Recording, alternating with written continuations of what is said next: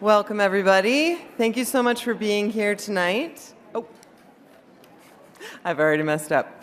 My name is Johanna Gilligan. I'm the Deputy CEO at HomeWise, and we are so happy to have you here for the second of our four-part series, the Livability in the Land of Enchantment. The series is really designed to provide an opportunity for residents and decision makers to learn from local and national speakers how land use policies affect how affordable and livable our cities are. Thank you, Veronica. Tonight's session is entitled Homelessness is a Housing Problem. Homelessness has been a chronic challenge in Albuquerque for some time now, but it was particularly accelerated by COVID and the significant increases in rents and home values since then. The growing number of people living without access to housing in Albuquerque is not a problem unique to this city, but sadly a national trend. It's an issue that affects everyone, but no one more than those who don't have homes to go home to at night. I want to, first off, acknowledge that so many people in this room are working on this issue every day, and really appreciate this, your work daily.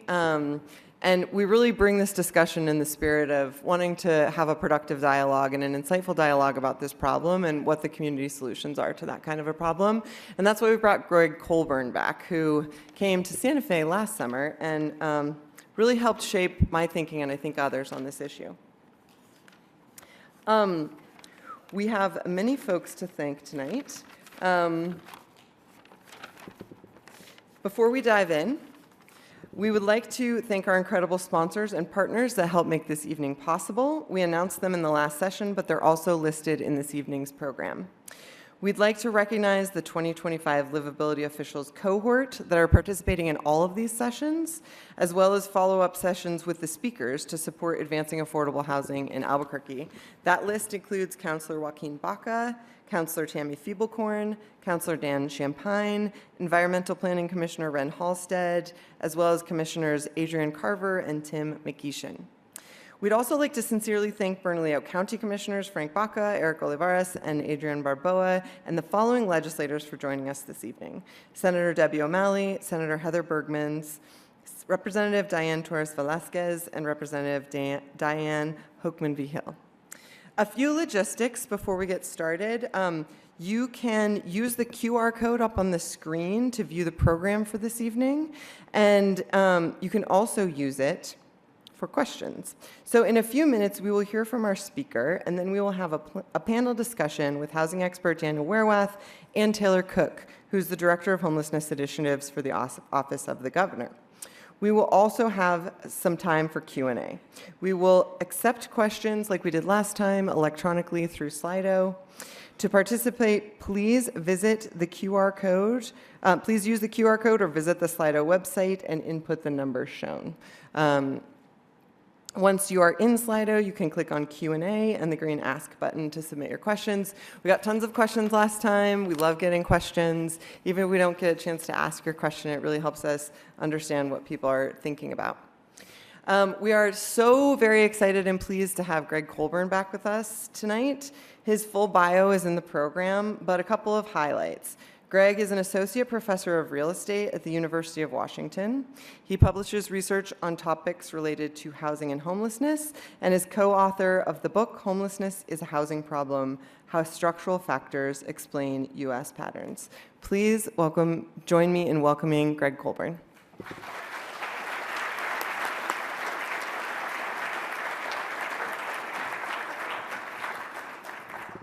Thank you, Johanna. Thank you, Veronica, for the hospitality and the return invite to New Mexico. It's good to be here.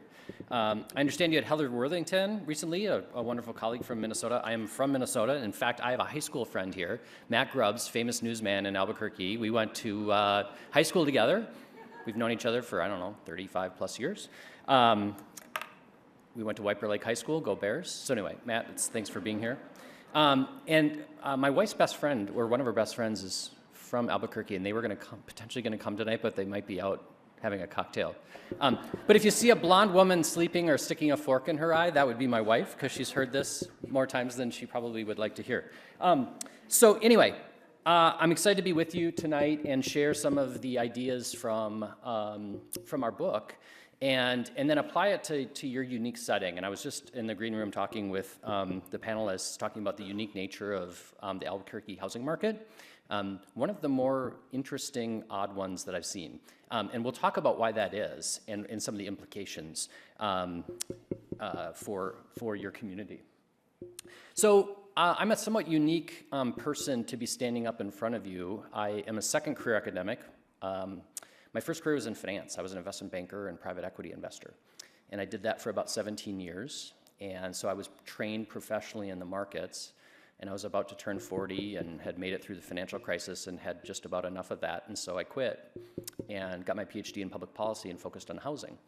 And so when people say, like, why would this former investment banker study housing and homelessness, I give one of two answers. The first answer is I just think housing is fundamental.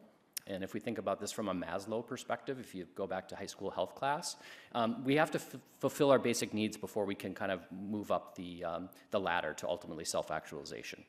And so I have lots of colleagues. Housing has been kind of a niche area of study in the academy. We spend a lot more time thinking about healthcare, education, those types of things, the labor market. All of those are really important, but all those outcomes that we care about are compromised if we don't have housing. Right? If we want a kid to learn geometry, let's make sure the kid's housed. Okay? If we want an elder to be healthy, let's make sure that elder's housed, and then we can deal with what other conditions exist. The other thing that motivates me is, and I've gone around the world on this, and I continue to be amazed at the fact that we are the wealthiest country, at least as of a week ago. Johanna has a shock collar on me that if I start going off stream, she's just gonna buzz it and make sure that I stay on task here. But we are the wealthiest country in the history of this planet, and we allow homelessness to persist at incredibly high levels. And I am outraged by that. This does not need to be the outcome in Albuquerque or in Seattle or anyone else in the United States. So that's kind of some of the motivation. So this is the book. I moved to Seattle in 2017. My family and I moved out there, and if you haven't been to Seattle recently, we have a terrible, terrible housing and homelessness crisis. And so I got invited to lots of community meetings, probably meetings like many of you have attended here in your community. And my observation as I thought about these meetings and the conversations, as I read the Seattle Times, was an observation that yes? Move the laptop away from the microphone. Yes. Is that better? Great. Tip of the cap. So my observation was, as I'm sitting in these meetings, is that there was a broad agreement that we had a problem, but there was no agreement on the source of that problem, or what was driving the problem. And as a result, all these narratives competed for space. Space in community conversations, space in the Seattle Times, space in social media. Okay? And what we were doing is basically playing whack-a-mole with all these different explanations. And as the problem continued to get worse in Seattle, there was an erosion of public confidence in our ability to deal with the crisis.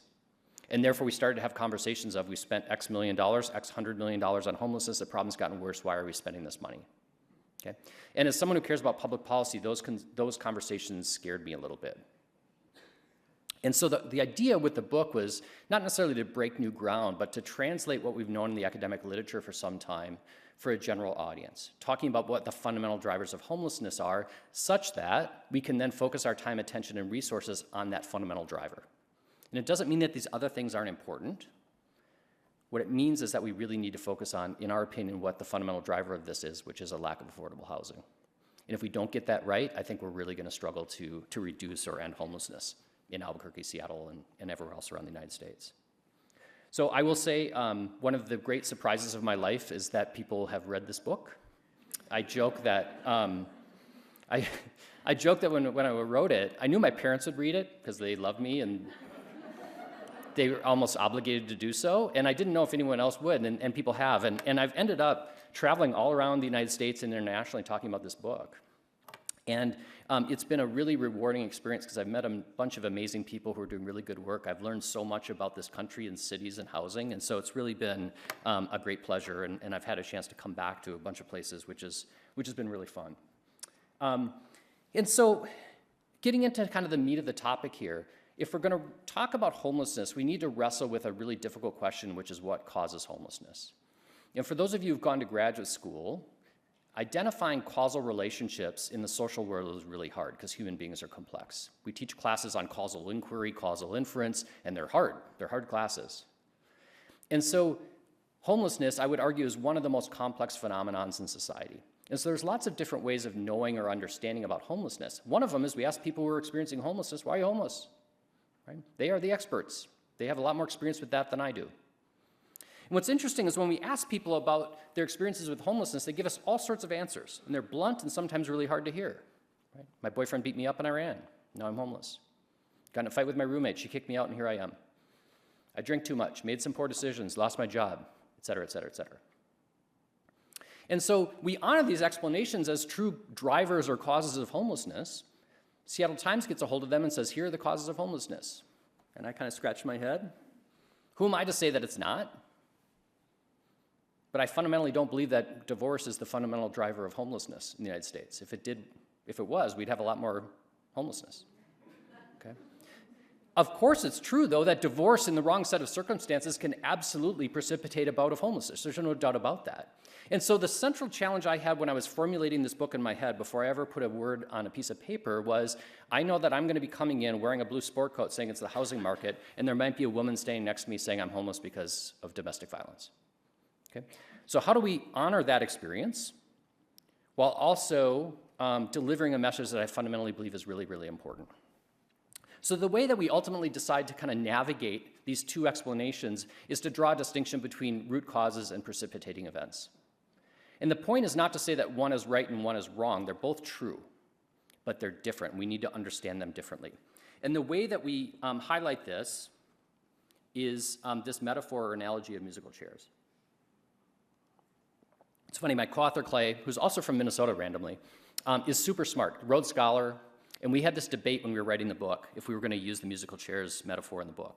He said no, he said it was sophomoric. And I said, Clay, I'm going to pull rank here and we're going to include it in the book. We now joke about it because it's the one thing that we hear from people as I travel around the country. They say, I shared the musical chairs analogy at Thanksgiving dinner when we were debating homelessness.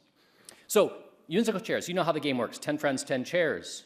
A leader starts playing music, pulls one chair out. We now have 9 chairs, 10 people. Music stops. Everyone scrambles. By definition, someone loses. Okay? In this case, the loser is Mike. Mike was on crutches after spraining his ankle. Was unable to move quickly when the music stopped. So if we interviewed Mike after the game and said, Mike, why are you chairless? Why did you lose the game? What would he say? I had a bad ankle. And everyone would nod and say, yeah, that's why Mike lost the game. But if we ask a different question and say, why didn't Mike have a chair? It's because we didn't have 10 chairs. Had we had 10 chairs, Mike would have found his way. It might have taken longer, it might not have been pretty, but he would have ended up having a chair. This simplistic analysis is exactly what's going on in Seattle and San Francisco and Los Angeles and Boston and New York and DC every single day, which is when housing is scarce, people who are vulnerable lose the game. And then we see Joe on the street and say, of course Joe's homeless, he's addicted. He's physically disabled, he's poor, he's been discriminated against, et cetera, et cetera, et cetera. Okay? And what we're missing in that simple analysis when we confront Joe on the street is the structural deficit of housing that's creating the situation where someone's got to lose the game. And then we focus on the vulnerability, which is the reason why they lost the game, not on the structural deficit of housing, which explains why Joe's on the street in the first place. Okay? So both are important, but we need to have enough chairs. And if we don't have enough chairs, I worry deeply that this problem is going to continue to grow and grow. So the other thing I've learned in writing a book is that I have developed a much thicker skin than I had 3 years ago, that people are very, very emotional about this topic. They get very angry, and some of the emails I would like to share with you at some point. Cursing at me, like really, really angry. So what I don't want you to do, well, you can send me an email and curse if you're so inclined. I'd rather you didn't. But I don't want you to leave and say, Greg doesn't think drugs or mental illness are a problem. Of course they are. Of course they are. And has it complicated the homelessness conversation and experience? Of course it has. We know that if you're addicted, if you're mentally ill, if you're poor, you're more likely to experience homelessness. True statement. Okay? But there are people with those conditions in every city in the United States, and some cities have lots of homelessness and some don't. So we should want to understand the relationship between those conditions and homelessness. Okay. So the question we pose in the book is a pretty simple one, which is why do rates of homelessness vary so widely throughout the United States? Okay. Why does my home city of Seattle have 5 times the per capita homelessness of Chicago? Okay. Massive variation. Is it simply because we have more people with these individual conditions?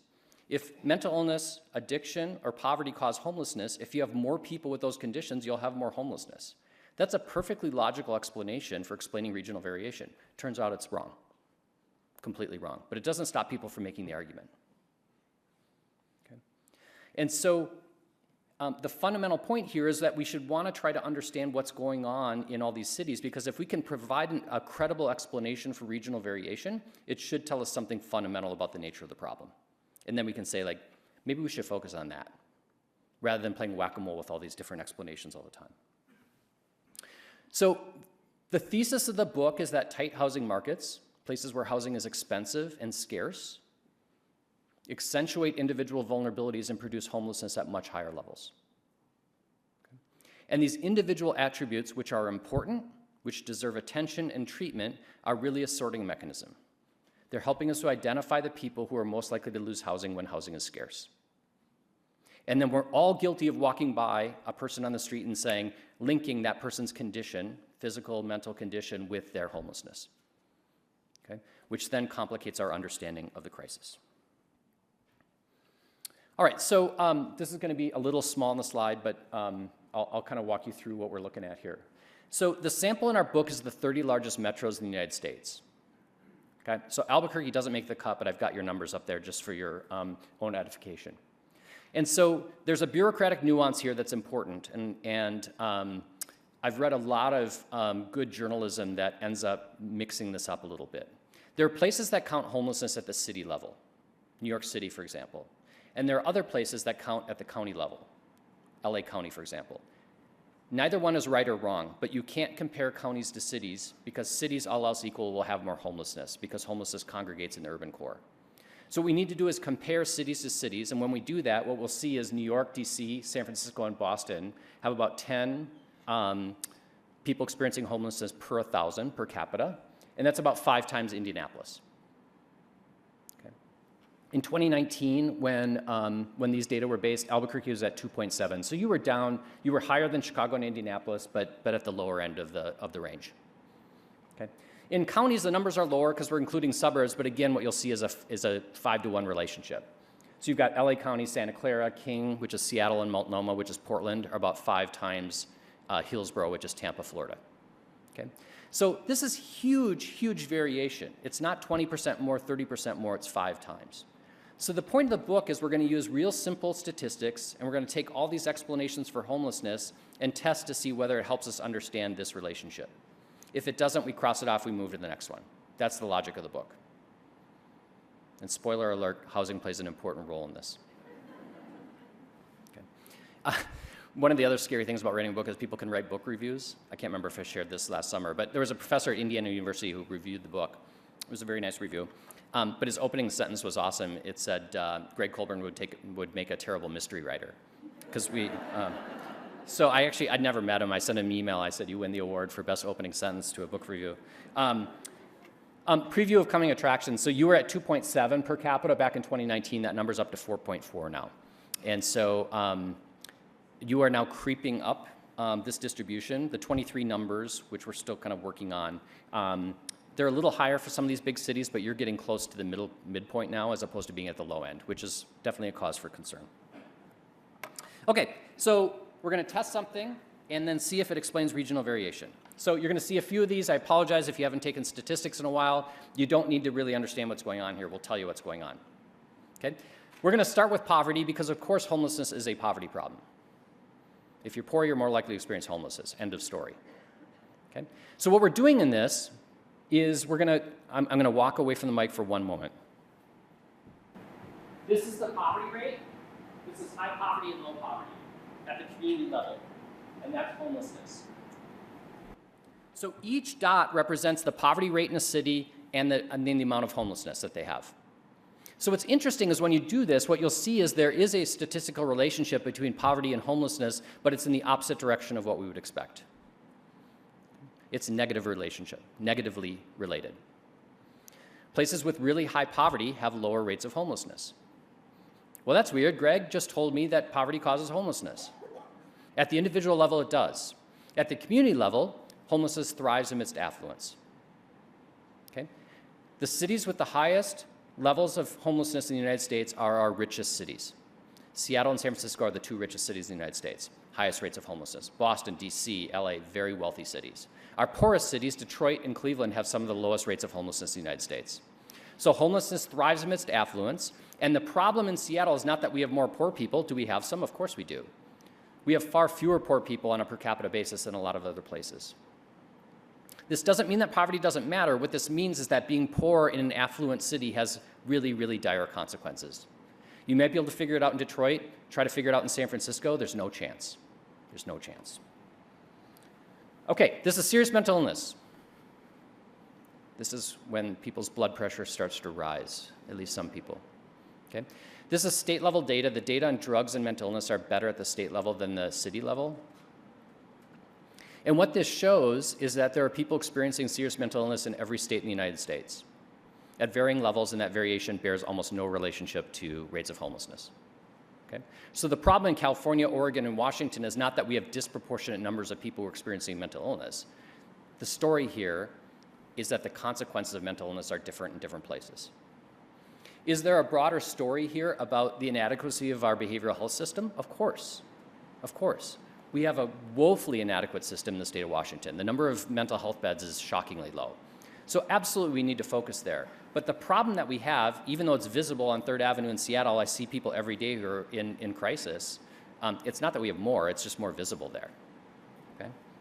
This is the data on substance use disorders. There are people using and abusing drugs in every jurisdiction in the United States. For those of you who are statistics nerds, R squared of 0.06 basically means nothing. There's no relationship here. There are people using and abusing drugs in Chicago. And there are lots of people using drugs in West Virginia, the home of the opioid epidemic. Has ravaged that state. Homelessness has not been one of the consequences of that tragedy. Okay? If you fundamentally believe this is a drug problem, West Virginia, Tennessee, Mississippi, and Arkansas should have massive rates of homelessness because of the drug use and abuse in those jurisdictions, and that's not the case. Okay? Again, this doesn't mean that we don't have a moral or ethical obligation to provide treatment.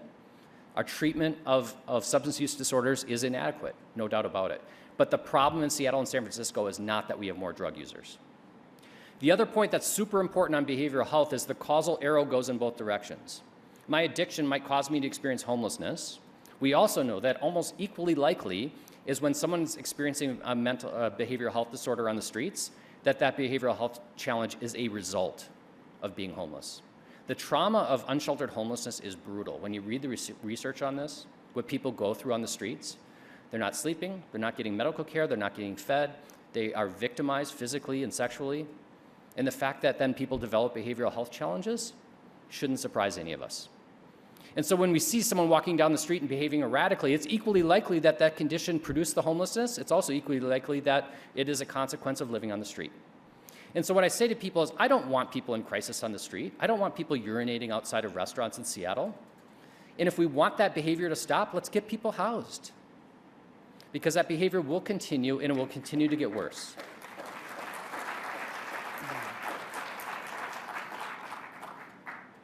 Thus endeth the rant on behavioral health challenge. A final point that's really important is understanding racial disparities in homelessness. Black, brown, indigenous people are grossly overrepresented in the homeless population all throughout the United States. 3 to 4 times overrepresented. And so one question is racial makeup of a city then explaining regional variation? The answer to that question is no. The answer to that question is no. This is the percent of people who identify as black or African American in a city, and what you see is there's actually a no or negative relationship. Okay? Well, Greg, you just said that there's racial disparities, and the answer is yes. The way I explain this is that race doesn't cause homelessness. Being black doesn't cause homelessness. If it did, Chicago would have a lot more homelessness than Seattle, a much higher black population in Chicago than in Seattle, which is a disproportionately white city. Okay? So race doesn't cause homelessness, racism causes homelessness. Right? Racism helps to identify who within a community is more likely to experience homelessness, which is why people of color are overrepresented in Albuquerque and in Seattle and Jackson, Mississippi and Boston. Okay? It doesn't explain regional variation, it explains who is more likely to experience homelessness. And you all know the racial disparities in education and healthcare and criminal justice and labor market for generations have produced these disparities. And then they're abundantly evident in who experiences homelessness in our cities. Okay, so none of these individual explanations does a very good job of explaining why Seattle has way more homelessness than Chicago, so we're still looking for a credible explanation. And so now we're going to go to the local context, which I jokingly call the cocktail party conversations about homelessness. When people find out what I do for a living, and we're at a party, I end up usually just getting a lecture from people on what causes homelessness. People are not shy about sharing their opinions, and so I just drink my red wine and smile and nod. Greg, LA is warm, Chicago's cold, of course LA is going to have a lot of homelessness. Has anyone ever heard this explanation? Yeah. So that is a true statement, having lived in Chicago. LA is warmer than Chicago. Okay? But when we look at weather patterns in January, which is when we count homelessness, there is no relationship between weather and overall rates of homelessness. There are warm jurisdictions in Arizona and Texas and Florida that don't have really high rates of homelessness, and there are cold places like Boston and New York that have lots of homelessness. So it's a convenient explanation. We would love to be able to blame Mother Nature for this crisis, but we can't. Okay? We got to look in the mirror rather than blaming Mother Nature. So we're going to keep looking. Greg, if we weren't so generous, all these people wouldn't be moving here to experience homelessness. I first heard this argument in Minneapolis when I was working on my PhD. People were blaming folks from Chicago moving to Minneapolis. I studied it there and didn't find any evidence of that. Literally in my first meeting in Seattle, someone said, well, you know, we're really generous, so we're a magnet for homelessness. I said, well, that's what Minneapolis said. Where are your people coming from? California. I'm like, okay. I go to California. They're like, we're a magnet for homelessness. I said, you can't be. You're sending your people to Seattle. They just told me. And I said, where are your people coming from? And this is my favorite, Texas. We love to blame Texas for everything. And even Middletown, Ohio, we include Middletown, Ohio in the book, who believes that they're a magnet for homelessness. It's like, I'm sure Middletown's a lovely place. I'm not buying the argument. Okay? Everyone can't be the destination. That's not how magnets work. Okay? So, do we see any evidence of people moving to relocate to places to experience homelessness? And the answer is, are there anecdotes? Sure there are. But the data suggests that there is no evidence of this. Why? Moving's hard. Okay? Residential mobility for low-income folks is actually very high. The reason it's very high is they tend to be renters and leases are 1 year. So what we'll see is within a city or within a metro, low-income mobility is pretty high. There's a lot of cycling in the residential housing market. But when you look at state to state or longer moves, that is much more prevalent among high-income folks. People with lower incomes don't make big moves. Why? Moving's hard. It's expensive, it's traumatic, you're disrupting social networks, and if you're at the end of your rope, are you going to move across the country for modestly more generous benefits? The answer to that question is no. Okay. Margot Kuchel, my friend and colleague who's at UCSF, did this amazing study of homelessness in California, and they found that 90% of the people experiencing homelessness in California are from California. Okay. And so again, is there an anecdote of someone going from Indianapolis to LA? Probably. And the LA Times writes a story about it, and then people just spend their cocktail parties talking about the people from Indiana moving to Los Angeles. The point is that we shouldn't make policy or legislate based on anecdote. This is a homegrown problem. We need to recognize that, right? As opposed to blaming outsiders. Politics. You may remember during Trump's first term, that he and Governor Newsom of California got into a big fight about homelessness. And Trump was blaming Democrats in California for homelessness. It is true that Democrats run California. It's a true statement. And therefore, he was saying, and then we have homelessness in California, so therefore Democrats are to blame. Now, Democrats are not blameless in this conversation when we think about housing, especially in Western states, and there's a lot of writing on this right now. I think there are a lot of governors who kind of have some answers, or some questions that they need to answer to over the incredible lack of production of housing over the last 20 years, which has exacerbated this crisis. But if we just think about mayors, Democratic mayors being permissive or soft, producing the crisis of homelessness, that doesn't really hold up because basically Democrats run almost every city in the United States. San Diego, Miami, Indianapolis have briefly had Republican mayors, and that's kind of it among big cities. So if Democratic mayors are at fault, why don't we have a homelessness crisis in Cleveland and Chicago and Detroit? Democrats have been running those cities forever. Okay? So again, it's not to exempt or preclude blaming of anyone of any particular political persuasion. The point is that it just doesn't hold up. The argument is weak. There are better explanations for this. So not surprisingly, we're going to get to the housing market here. And I jokingly say this is kind of the money slide. Okay? You don't need to read the book. You just look at this. Okay? Where rents are high, homelessness is high. Dun, dun, dun. Okay? It's a pretty strong relationship statistically. Is it perfect? No, but it's a heck of a lot better than everything else that people are talking about at your parties. Okay? A related variable is vacancy rates. For those of you who are fortunate enough to not study urban economics, 5% is a really important line in vacancy rates. Below 5% would suggest that you don't have enough rental housing. And what you'll see in these graphs is when cities get below a 5% vacancy rate, they tend to have much higher rates of homelessness. And when you put those two things together, because they're related, if you have high rents and low vacancies, it's very, very likely that you're going to have a problem with homelessness. And when people get irritated with me, I'll just say, give me a counterexample. Give me an expensive city in the United States with low vacancy rates that doesn't have a homelessness problem. And then I get a blank stare, and then I say, I'll save you the time. There isn't one. Okay. So this is important. We should want to understand, why do some cities have have really high rents and low vacancies? Is it simply because a bunch of people are moving there? In Seattle's case, is it Amazon's fault?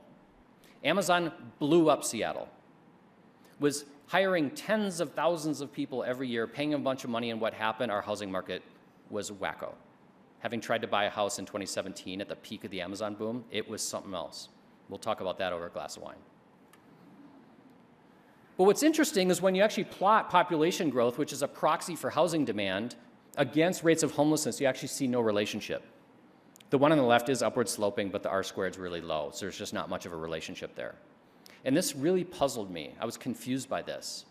But what I realized when I went into the dots is there are a lot of places in the United States that are growing really fast, places like Austin, Texas, and San Antonio, and Charlotte, North Carolina, that are not having the same experience with the housing crisis. Why is that? Because we also need to think about the supply of housing. So economists have done some things that you may not like, but this is a really good thing they did. This idea of elasticity, supply elasticity, which is a measure of how much housing is produced when prices change. If you took Econ 101, you studied this, you may have forgotten it, but it doesn't need to be scary. So let's imagine, this isn't a bottle of water, it's a box of water, but let's imagine that the price for boxes of water goes up 10 times tonight. The people who manufacture these are going to be really excited, and then what's going to happen tomorrow? They're going to make a whole bunch of these. They're going to go to 2 shifts or 3 shifts, and pretty soon we're going to see a lot of boxed water on the store shelves. Very elastic good. Okay. If the price of housing goes up 10 times tonight, what happens to the supply of housing in the next couple of weeks? Nothing. It takes a long time to build housing. I need land, I need a permit, I need financing, I need labor, I need materials, et cetera, et cetera. So the point is that housing is not as elastic as boxed water. And we know that in some cities, the supply of housing is more elastic than others. The two drivers of that are topography. If you have mountains and water, it constrains your ability to build more housing. It's pretty intuitive. And then the regulatory environment. There are places where it's easier to build than others. If you combine strict regulation and challenging topography, you end up with really inelastic housing supply. San Francisco, California is Exhibit A. Incredibly difficult to build housing, challenging topography. And if you layer a tech boom on top of an inelastic housing supply, what do you get? A really big mess. And so this is a way to kind of visualize what we're talking about here. Sorry, this might be a little washed out with the lights, but the cities on the right have grown really fast. The upper right-hand quadrant is the Sun Belt, which I find really interesting. These cities grew as fast as Seattle and San Francisco and Boston, but because of really elastic housing supplies, they were able to maintain a more reasonable rental market. The numbers in parentheses there, if you can see them, are their rental market vacancy rates during the decade of the 2010s. So even with rapid growth, they maintained really high vacancies in a more healthy housing market. How did they do that? One, it's just easier to build in Texas. They also can sprawl because they don't have topographical constraints that we have in Seattle. If you combine those two things, they were able to accommodate growth. Charlotte, North Carolina, same story. The bottom right-hand quadrant, which includes my city, is the perfect storm for a housing and homelessness crisis. A bunch of people move there and you don't build much housing. What happens? You end up with 3% vacancy rates, rents go through the roof, and that has a huge toll on the city, including people who are vulnerable. So it's been tragic, it's had massive human consequences, but it's 100% predictable. And the really frustrating thing for Seattle is we watched San Francisco go through this ahead of us. We patted ourselves on the back and we're like, well, we're not San Francisco, and now we kind of are. They had a 15-year head start in their tech boom versus us. and we did not learn a lesson. So as I travel around the country, what I say is you got to learn from our mistakes. We didn't learn from San Francisco and we're paying the price. As you grow and prosper, which are good things, don't repeat our mistakes and stick your head in the sand. And then in 10 years pop up and say, oh, we got a big problem here, right? It's hard to act early, but it's a heck of a lot easier to do it than waiting until the problem becomes so immense and intractable that it's really hard to get out of, which is what we find ourselves on the West Coast right now. So what's happened since the book came out? We had a pandemic, you may remember this. It disrupted lives in significant ways. It messed up our data. And so we're still kind of parsing through all the data that is coming out from that time period. The best as I can say is, in essence, the logic of the book holds. The story still holds, and unfortunately it's holding in more places. It's not just the big 6 coastal cities now. It's places like Phoenix and Austin and Sacramento and Atlanta and Denver. Going to Denver next week. Their housing market is out of control. Out of control. And then the problem children of our coastal cities still have really high rates. So it's unfortunate. I mean, it's good if you wrote the book that the logic holds. It's bad for society because it just means that this is happening more and more all over the United States. The point-in-time count in 2024 was very problematic, huge increases. There were some things that complicated that. We had migrants seeking shelter in some big cities, which goosed the numbers a little bit. But even without those, that migration numbers were up around the United States. And there were all sorts of kind of political interpretations of the successes and failures of those numbers that we can talk about in more detail. All right, so what's going on here? I call this the Albuquerque conundrum. I actually have a full research project going on right now because I was looking at Albuquerque data about 1.5 years ago and it didn't make any sense to me. Okay, here's the deal. Albuquerque has had no population growth over the last decade. Okay? Your vacancy rates have gone from like 8% down to 5%. I was like, well, that doesn't make sense. You don't have any more people moving here, yet vacancies are going way down. What is going on? So I spent a fair amount of time on this, and my interpretation of this is you have a housing crisis not because of population growth, but because of household composition. Okay? So you have flat population, you have declining vacancy rates, you have increasing rents, which are becoming highly problematic. Your homelessness has darn near doubled over 10 years because of the housing market conditions. What's going on? You have a huge increase in single-person households. The average renter household size was 2.4 people in 2013. It's now 1.97. In a decade, you lost 0.4 people out of every rental unit. So you have 25,000 new single-person households in the last decade, which just means you now need 25,000 new housing units. So therefore, you have found yourself in a very weird predicament, which is you have a housing crisis without growth, which is a problem. And I started studying this around the United States because I'm actually presenting a paper on this next week in Vancouver, BC, because I think it's super important. And you were the canary in the coal mine for this. Seattle has the highest share of single-person renter households in the United States. Okay? And the mayor's office is freaking out about this because Seattle Public Schools is losing students and it has all these societal implications. So I'll say thank you for alerting me to this. But it's a really interesting challenge because we can't mandate that people get married. We can't mandate that people have roommates. And so the question then becomes is what does our housing stock need to look like as preferences change? And certainly COVID contributed to this, right? There was a desire for space and having roommates during COVID was probably less than ideal. But as I said, you know, I lived in New York right out of undergrad and then Chicago, and I had roommates until I got married. And I had a good job, but I just had roommates because it was fun. I just didn't want to live alone. And so what's interesting now is there's just been a big shift. We have 2 college-age kids, and I was talking to one of my daughter's friends. She's like, she's going to come back to Seattle, and she said, I just want to make enough money so I can live alone. I was like, well, that's interesting. So anyway, so this complicates the housing conversation, and it might mean that we need more units than we would have on a per capita basis 25 years ago because of these changes. Okay. It doesn't change the fact that rents are high and vacancies are low, and so then people are now struggling to find housing. Okay. Regardless of the explanation for why that exists, that is the reality of what's going on right now. So we're having this national conversation about homelessness of saying, well, this is growing all over the place. What are we going to do? And so we had a very significant Supreme Court decision last June, if you've been following this, called the Grants Pass case, which is based on a city in Oregon called Grants Pass, Oregon. And the gist of the case was, can we criminalize homelessness? And to be even more blunt, can we criminalize someone for sleeping? And I listened to these, it was about 3-hour deliberation. It was fascinating and tragic at the same time, but there were literally debates of, can we criminalize a basic human function when there's nowhere else to go if they are sleeping on public land? And so ultimately the Supreme Court decided that yes, the answer to that question is yes. Okay? And there's lots of state action around this as well.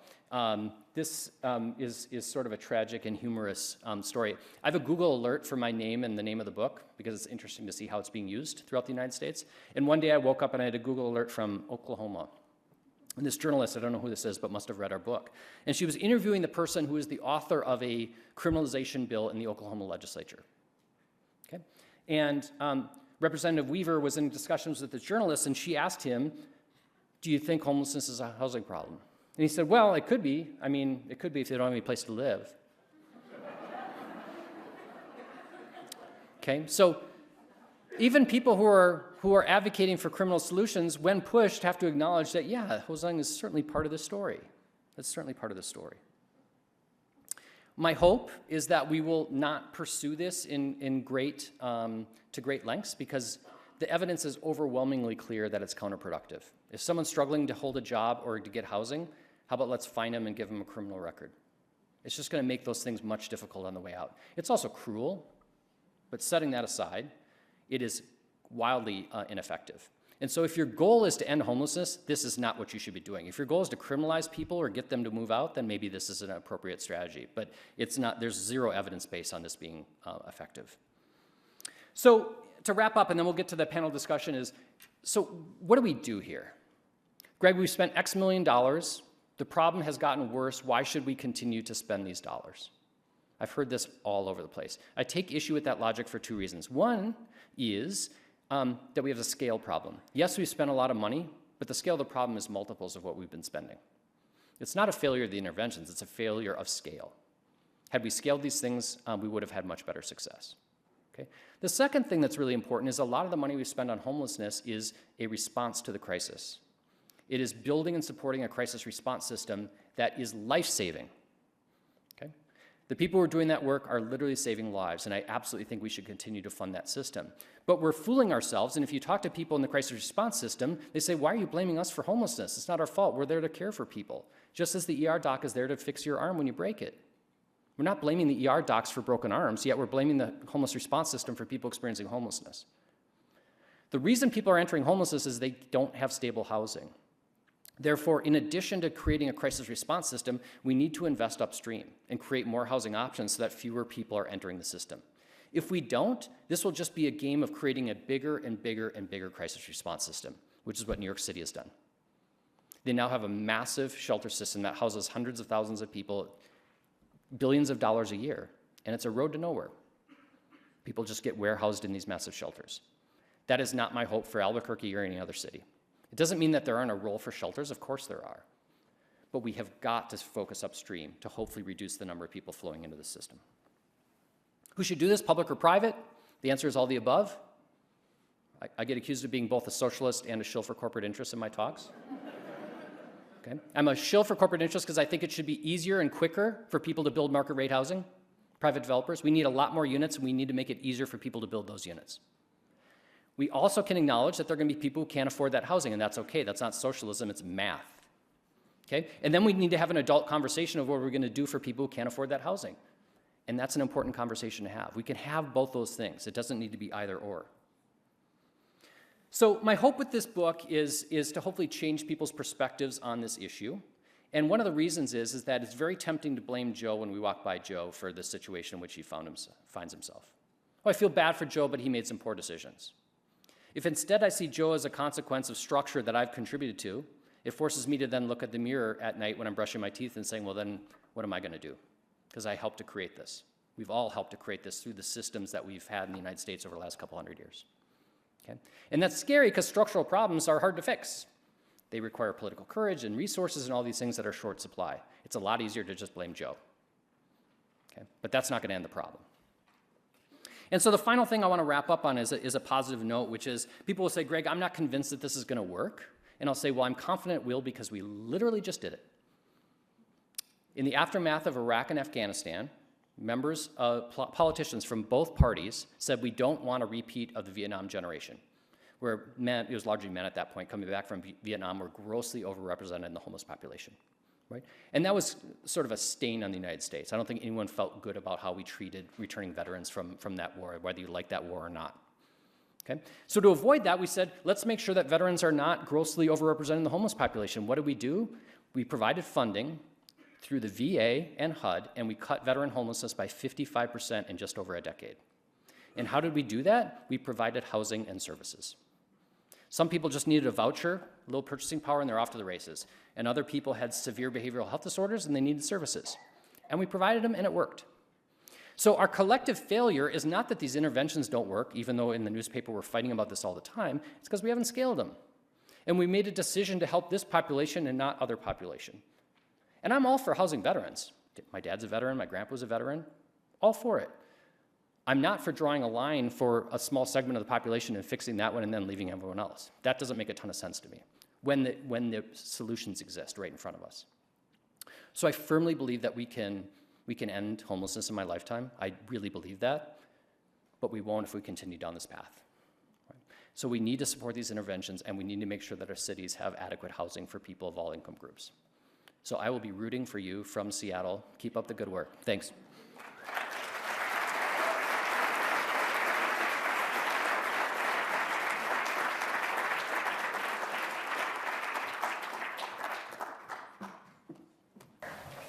So, you touched on this interesting data from Gregg about the fact that there has not been population growth, but there is still the trends that can drive, that you see correlated with driving homelessness, including vacancy rates and residents. Can you expand on this? And please, I'd love our other panelists to also weigh in on this question. Like, why is that concerning to you? Why is that, what troubles you about that? Well, what troubles, is this on? It is? I got some yeses and some nos. What troubles me about that is I have naively been under the assumption that our housing crisis in the United States, broadly defined, has been not building enough housing with population growth. And that is a big problem. That's the Seattle story. It's deeply concerning when we now have this situation of a housing crisis in places that aren't growing. Because it says, well, not only do we not, because then if you start to grow, if Albuquerque does start to grow, if Tesla opens up a plant, and now you have 15,000 new employees, sorry, bad example. If there's a solar plant that opens in Tesla, or oh gosh. It's going off the rails. The point is that if you have growth on top of this, it accentuates the problem. And so there are a lot of cities in the United States and actually in the Midwest that are having a similar situation where they're not growing and they have a housing crisis. And that's really, really alarming. So now if you're an elected leader or a policymaker in one of these jurisdictions, it's saying like, we're not just saying as we have more jobs, we need more housing. We also need to be thinking about having more housing just in a static environment.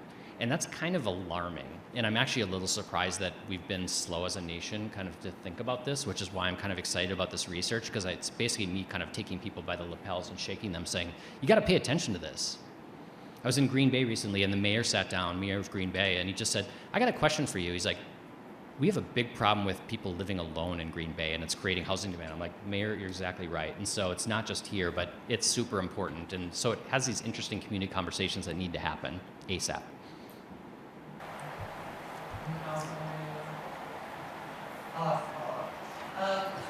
I mean, I think that's interesting. That interesting relates to the kind of housing that we've been developing as well, which I think is an interesting area to explore.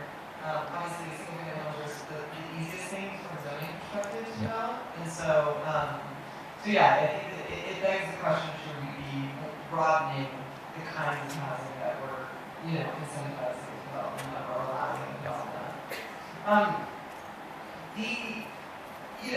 You talk a lot about housing inelasticity, and it takes a long time to build a home. It's gotten more expensive to build homes. I think another factor is it takes a long time to sometimes get the entitlements to build a home. And that's an issue that we see as an affordable housing developer. And I think it's twinned with homelessness in a very interesting way, which is that understandably, I think people see homelessness in their neighborhood and then inadvertently, and often because they are not connecting that to a housing issue, it actually makes them want to be more protective of their neighborhood and stop more development, which is like a negative feedback cycle that then drives the same problems further. So I'm curious if you all, anyone on the panel, has thoughts about how we get ourselves out of that kind of negative feedback loop, or Greg, if you've seen places where they've been able to intervene in a way that's been useful, because I think the regulatory delays are also a significant part of the challenge. I mean, I think it's the quintessential question of our time right now is to figure out how to overcome this stuff. I think we saw this just, I think, last week or the week before in Santa Fe. They're talking about where do we put pallet shelters, right? And a group of neighbors show up spontaneously. It's not even on the agenda, just that some sites had been considered, right? And you know, it happened to be my neighborhood. I was talking to some of the people who were, you know, getting text messages and flyers dropped off in their house, and they're saying, well, you know, it's like I've already got people rifling through my mail and my car, like, and there was a huge disconnect. I thought was like, those are people who are having nothing provided for them, if that even is the population, right? Like, there's a big leap that happens there to just say, like, anyone that steals something must be homeless, right? But then there isn't this connection to say that, like, oh, if we provide some basic things for people, shelter, food, money exchange for work. There's great programs that do all those things. And that's what the pallet shelters were proposing to do, right? Maybe people wouldn't do that stuff, right? And we've really got to start shifting the idea that homelessness is this class of people that is inherently criminal, is inherently risky. But I think ultimately where we need to move is we need to stop asking politicians for permission to build housing.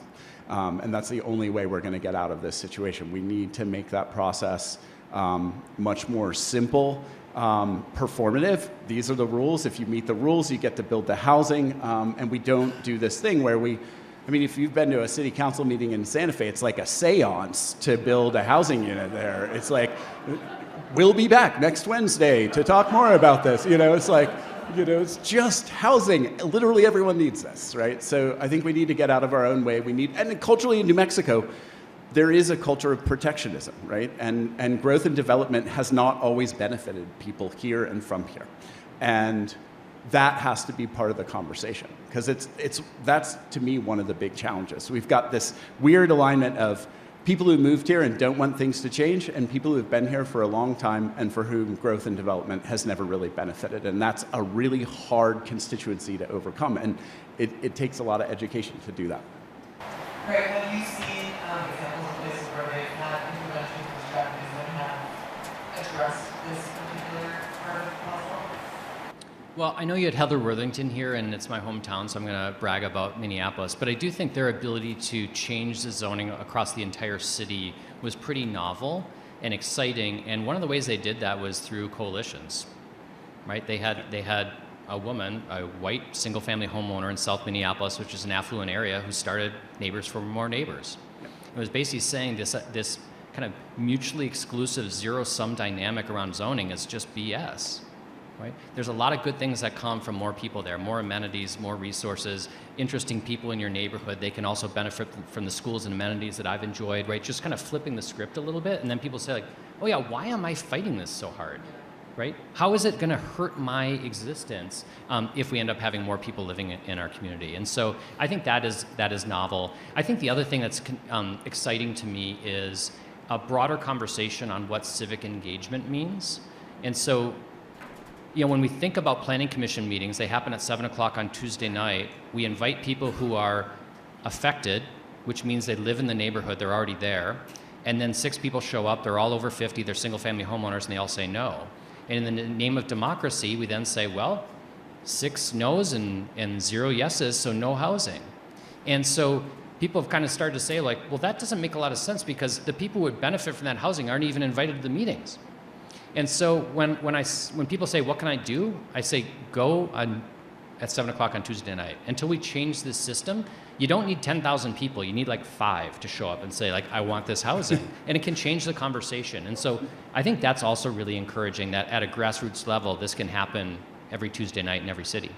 And I want to say, I think one of the things that's really exciting about Albuquerque right now is that kind of organizing is happening. So I think it's really exciting when we the city to leverage leadership from the spirit and outside that organizing. And if I can manage to make my voice make sounds, I've had terrible allergies lately. I think kind of tying that back to your point about veterans too, it's, we need housing of all sorts, but we really need people showing up and advocating for housing for everybody. And so, we'll hear these conversations and we'll kind of eke out a portion of the population, we'll do workforce housing. Like, we'll accept something like that. And it's like, no, we need you to show up and advocate for supportive housing for people with very low income levels. And we want them in your neighborhoods too, and we want them in homes. So please show up for that. Yeah, that's great.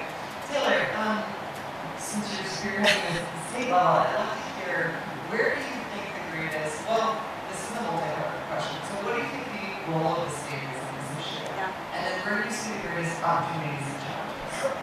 Yeah, thanks. It is really incredible to have a state step up at this level.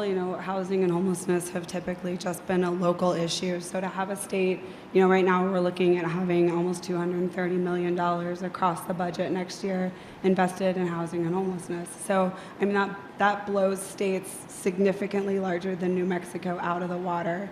So that's why I'm here. It's an incredible opportunity. Yeah, this is huge.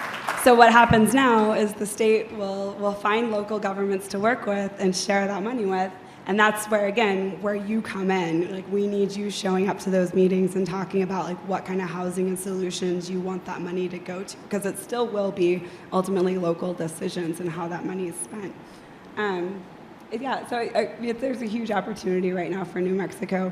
We were talking a little bit previously. I have some big dreams. I'd love to see us do more with building affordable housing, making sure that we've got the subsidies for people who need services in that housing.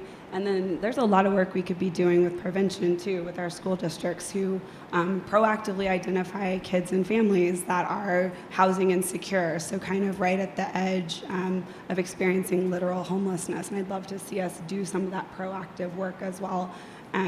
But I don't know if you asked me this question yet, but one of the biggest challenges we have is just it's allocating the funds, spending the money at the state level. It's really hard for us to spend the money. And so, again, political pressure really helps align some of those entities. And I'm happy to say we're off to a promising start in Albuquerque and Bernalillo County with the state. We all recognize that we'd like to get these funds expended as soon as possible, just to make sure we can start to see that impact. And the county and the city have really committed to a goal of getting 1,000 people off the streets this year with funding. So we're going to work like hell to make it happen. But your help and your pressure will mean a lot. We're obviously in a fluid time in which things are changing very quickly, and I think there's going to be potentially some really implications in terms of what that means for housing development on the cost side. So I'm just curious, to hear kind of biggest concerns and biggest areas of hope or optimism related to the issue of homelessness and housing development, top of mind. How much time do you have? Yeah. All right, so the most immediate concern that I have, which is right now, is there is a lot of the homelessness money that comes to jurisdictions comes from the federal government pursuant to legislation called McKinney-Vento, which was created in 1987. And so I was in the mayor's office in Seattle 2 weeks ago, and I think Seattle's owed $50 million from the feds, and that money is going to be used to operate our shelters. And it's being held up. It's been appropriated, but the federal government is not distributing it. I talked to the woman who runs homelessness programming in Vancouver, Washington last week, and they got a letter from the federal government saying, you can have your money, but you have to comply with all of our executive orders. And so they're talking to their legal counsel to say, can we say that if we think that some of these orders are inconsistent with our approach or potentially unconstitutional? And so what I say to folks is if that money doesn't come in Seattle, Seattle is going to be a disaster because our shelters won't be able to do what they need to do. And so visible homelessness will skyrocket. And so that is an immediate concern that keeps me up at night. There are a lot of other ones, but that's the most immediate one. And it's a big challenge for people who are doing this work. They're really dependent on this money, and the consequences will be very visible very quickly. I mean, the compassion fatigue is real, right? And so that messaging issue that we were talking about at the beginning, I am concerned that if we don't show some results in this first year and really align people around goals, we're going to have trouble going back to the legislature and asking for a second chance. You want me to go the other way? When things are this bad, the disruptive potential is huge. And I think that's what we have to think about in terms of potential. The systems we've relied on for the last few decades are on very uneven ground right now. I think about things like tariffs and other things, like the hard cost to build a house in New Mexico now excludes something like 80% of the population in the state, right? And so that's a really weird dynamic where you think about we can only build new housing supply for this very small segment of the population. So that means that our drivers of the market aren't really there, right? So we've got to really think differently about housing type.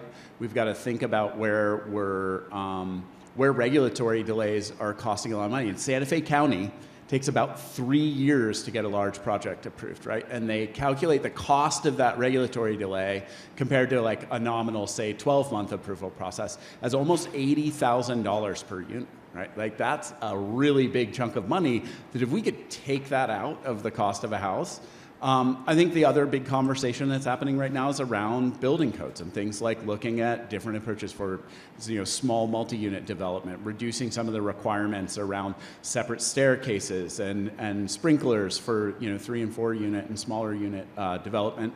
And I think across the board, I think the really interesting thing just happened a couple weeks ago. We saw the first RFPs from code councils to look at the cost-benefit analysis of sort of the eternal creep of more and more requirements when you build a house and the cost to do that, especially in this environment. So we've just actually got to lower the cost to build housing. We've got to do it faster.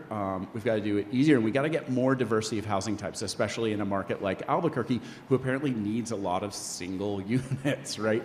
That are really hard to build because single units are expensive. They have all the expensive stuff, kitchens, bathrooms, entitlements, all the things are there. So that's, I think for me, the optimism is this is getting bad enough that it will disrupt the status quo, and we have to look at different things, and we have to use this opportunity to change systems.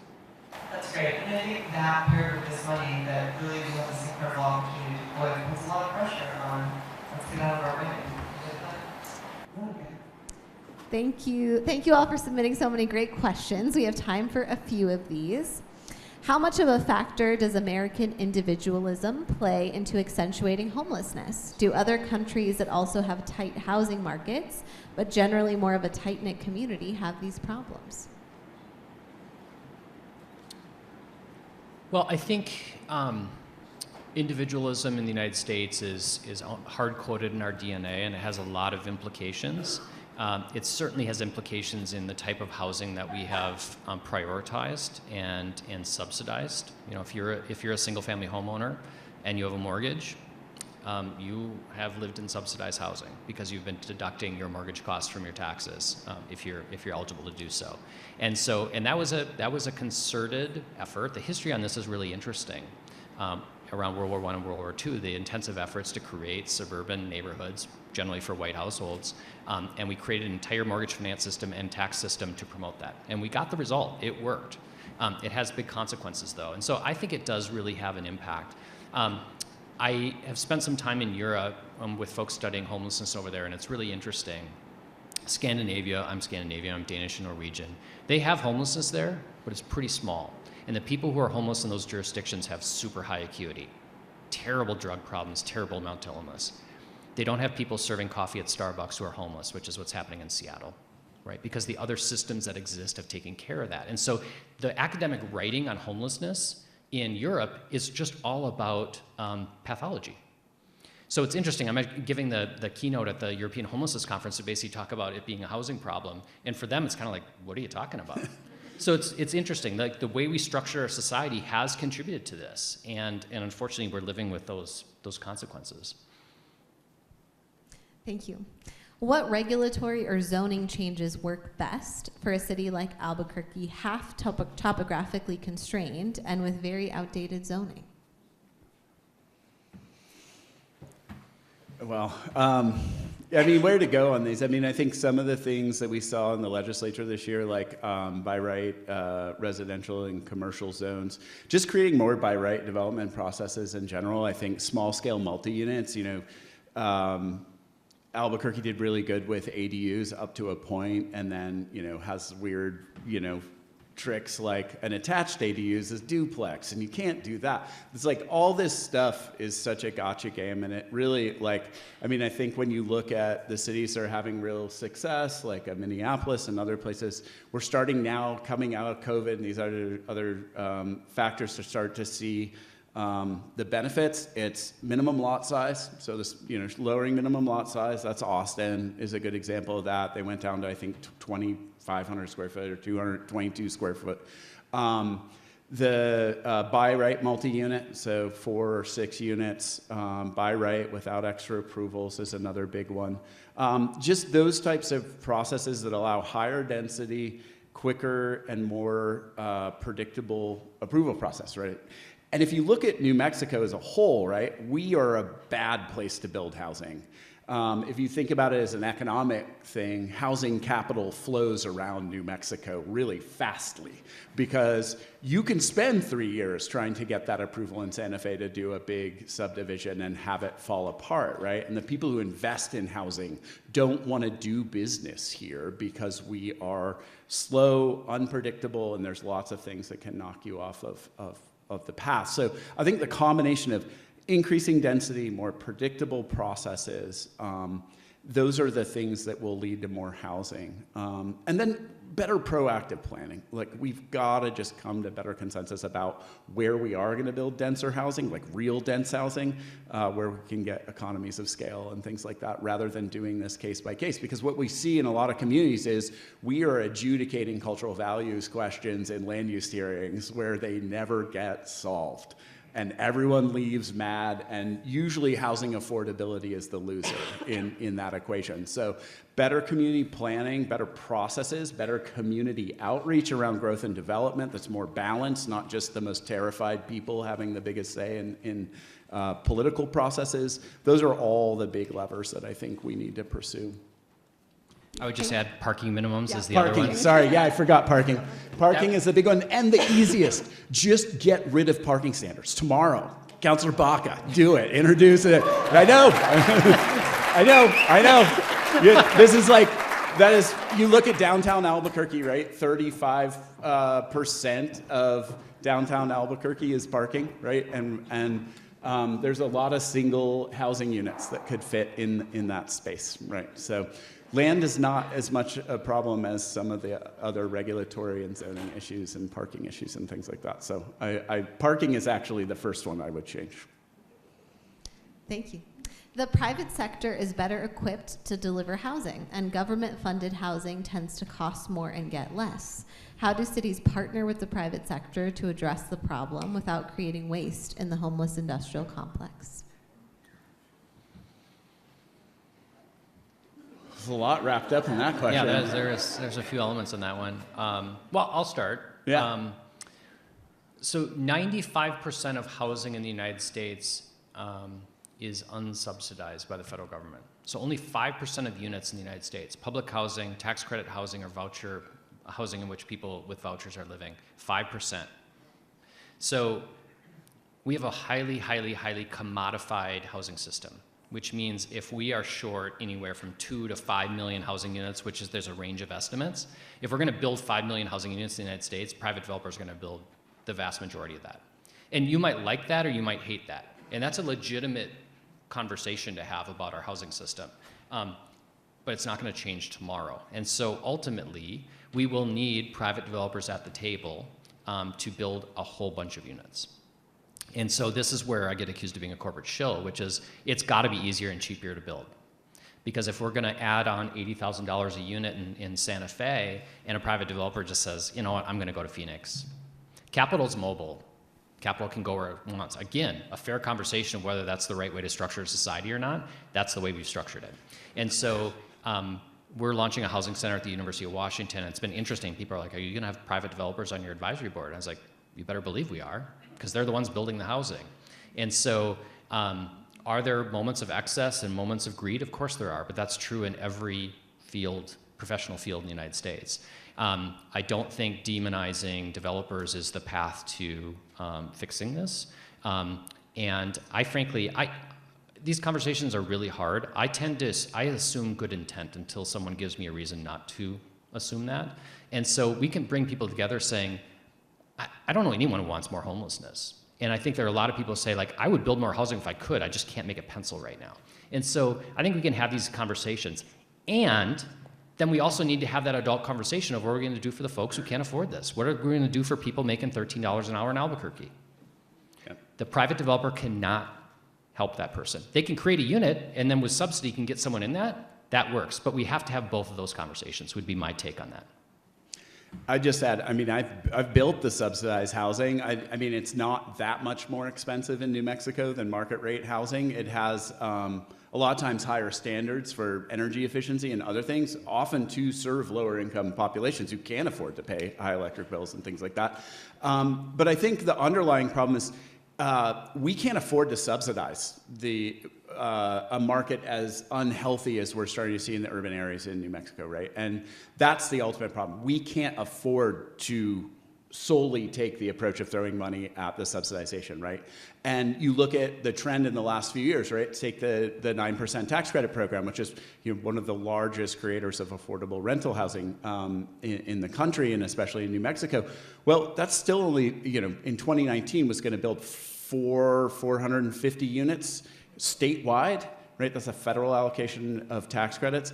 I think this last year was 200 units, right? And so that's the, population-based allocation of funding is really hard in a low population state like New Mexico. Our cost to deliver services is higher. We have counties the size of states with hundreds of people in them.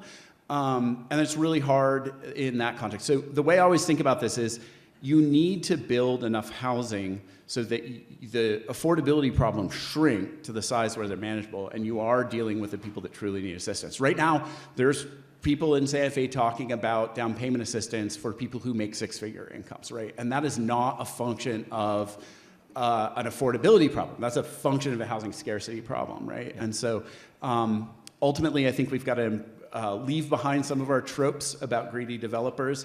I can say I was accused of being a greedy nonprofit developer plenty of times.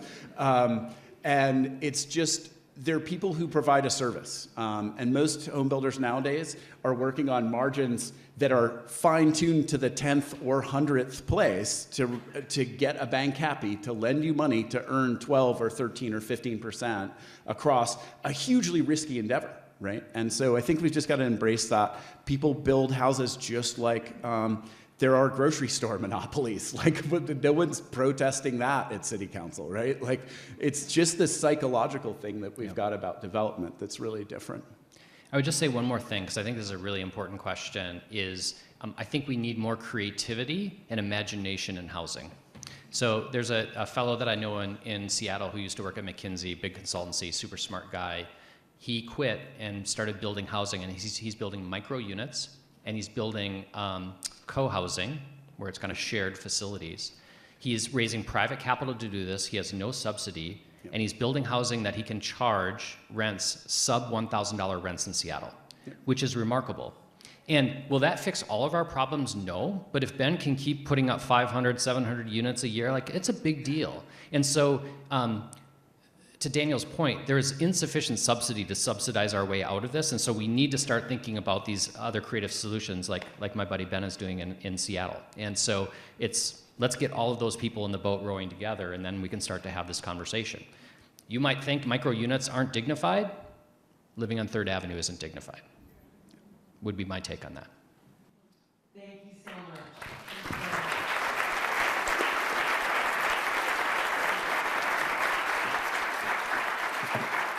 Thank you so much, Greg, for coming back. Thank you, Daniel, and thank you, Taylor and Absentia. Thank you all for joining us this evening. We look forward to seeing you at our next speaker series event, which will be on May 8th, and is entitled Urbanism and Entrepreneurship, the Role of Small Business in Neighborhood Revitalization, with Eric Williams, who's an incredible entrepreneur that has played a key role in driving economic growth and fostering vibrant neighborhoods in Chicago. As Albuquerque pursues efforts to rejuvenate downtown and other commercial areas, Eric's insights will highlight strategies for creating lasting community impact. You can use this QR code on the screen to register or visit livabilityspeakerseries.com.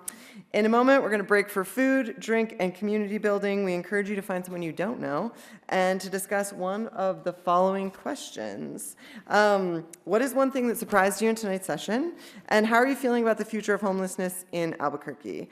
How can we get more creative to solve this problem together? Thank you so much for being here.